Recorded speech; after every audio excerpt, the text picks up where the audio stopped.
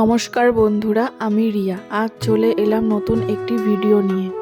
আজকের ব্লগটি হচ্ছে সরস্বতী পুজোর সারাটা দিন কিভাবে সময় কাটালাম সেটি সম্পূর্ণ জানতে হলে পুরো ভিডিওটা দেখতে থাকো।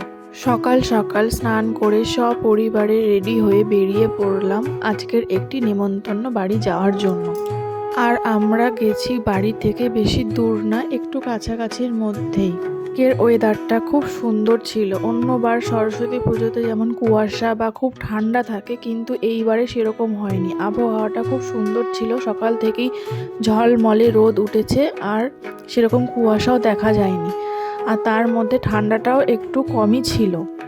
এই রাস্তাটা খুবই তোমাদের চেনা মনে হতে পারে, কারণ আমার ভিডিওর অধিকাংশ এই রাস্তাটাই দেখা যায়, কারণ এটা আমাদের বাড়ির মেইন রাস্তায় বলতে পারো।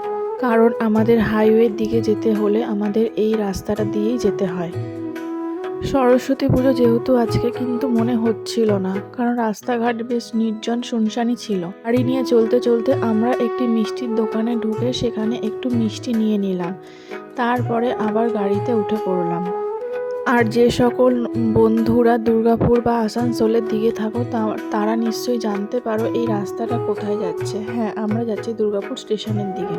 শীতের রোদে গাড়ি নিয়ে রাস্তা দিয়ে চলতে বেশ ভালোই লাগছিল। তোমাদেরকে একটা আকর্ষণীয় জিনিস দেখাই। এটি হচ্ছে দুর্গাপুর ব্যারেজ। আর পাশে যে নদী মতোটা লাগছে সেটা হচ্ছে ব্যারেজের জল। তোমরা যারা যারা দুর্গাপুর ব্যারেজ দেখোনি তারা এক ঝলক দেখে নাও। ব্যারেজ পার করে আমরা চলে এলাম আমাদের গন্তব্যস্থলে, চলে এলাম আমাদের নেমন্তন্ন বাড়িতে। আর তোমরা সবাই দেখো ছোট্টখাট্টোর মধ্যে ঠাকুরটা কত সুন্দর হয়েছে। পুজো অনেক সকালেই হয়েছে, কিন্তু আমাদের ঢুকতে ঢুকতে অনেক দুপুর হয়ে গেছে। ঠাকুর দর্শন করে আমরা একটু প্রসাদ পেয়ে নিলাম। প্রসাদ পাওয়ার পরে আমরা একটু বাইরে ঘোরাঘুরি করলাম। তারপরে আমরা দুপুরের লাঞ্চে খিচুড়ি ভোগ খেয়ে নিলাম। ঠাকুরের প্রসাদ ছিল তাই খিচুড়িটা খুব সুন্দর রান্না হয়েছিল।